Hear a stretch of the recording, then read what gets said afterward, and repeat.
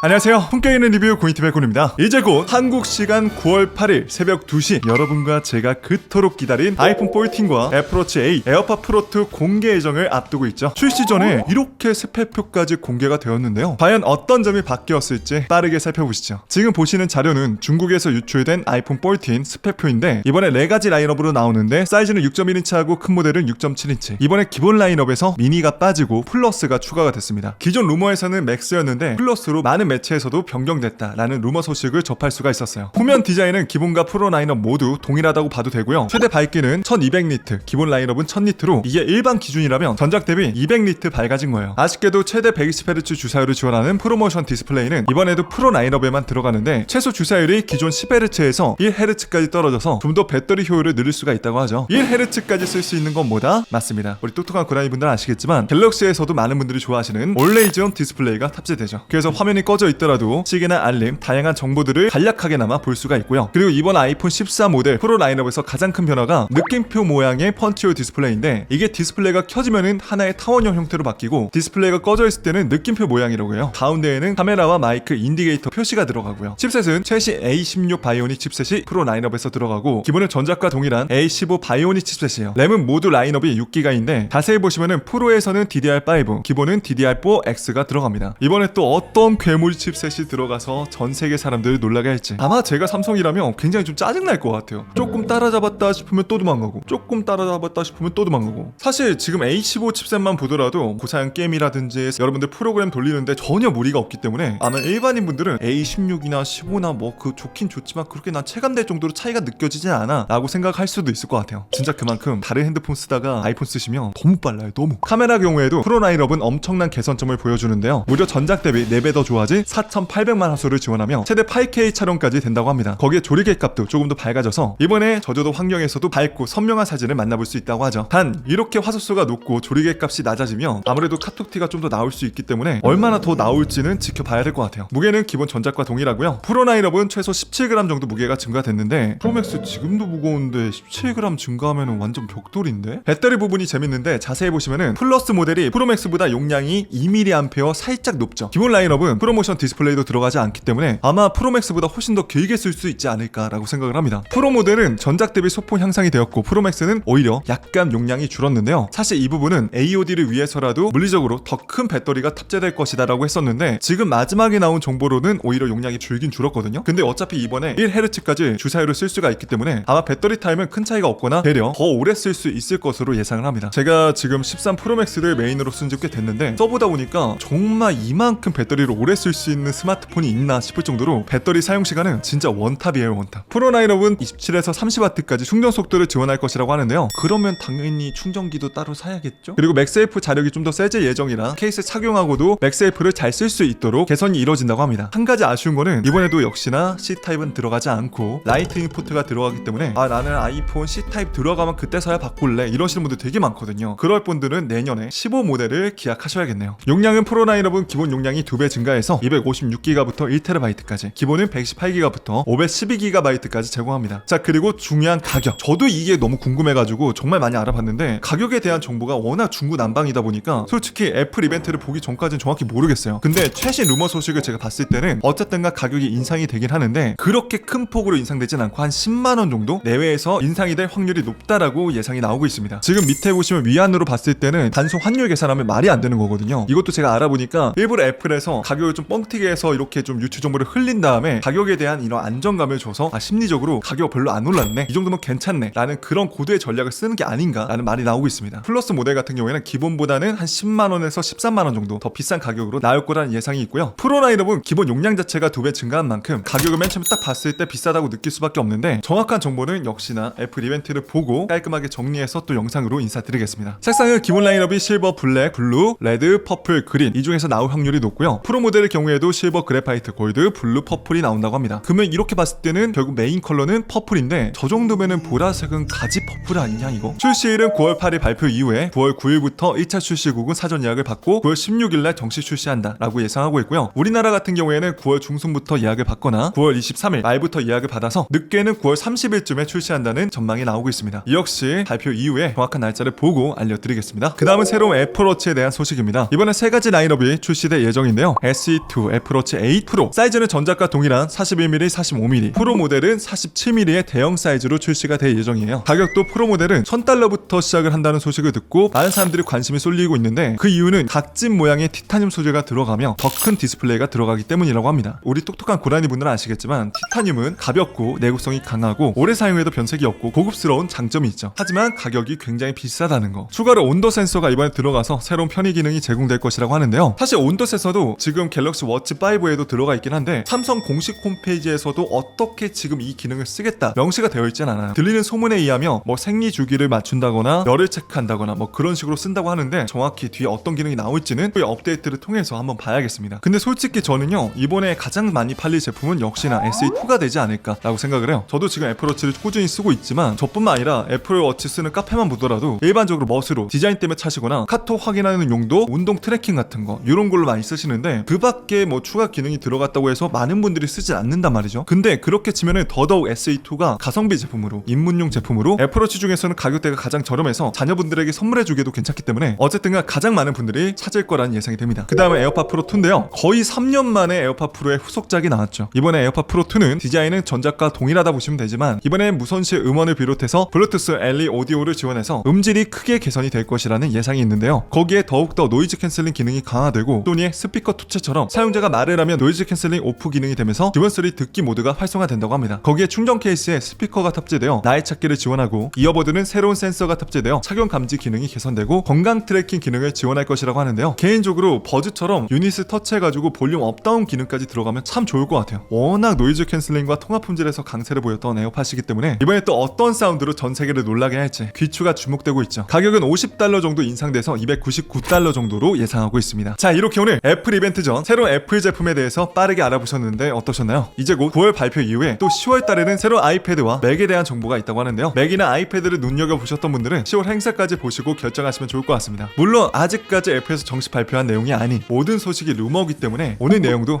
이럴 수 있겠구나 참고용으로만 봐주시고요. 전 곧 조만간 9월 8일 새벽 2시에 이벤트 발표를 보고 깔끔하게 정리해서 아침에 빠르게 소식 전해드리도록 하겠습니다. 그러면 이만 저는 여기서 인사드리고요. 오늘도 조금이라도 도움되셨다면 좋아요와 구독, 띠링띠링 알람까지 한 번씩만 꼭 눌러주시고요. 전 또 재밌고 유익한 영상으로 인사드리겠습니다. 지금까지 전 품격 있는 리뷰 고니티베이콘이었습니다. 긴 영상 시청해주셔서 감사합니다.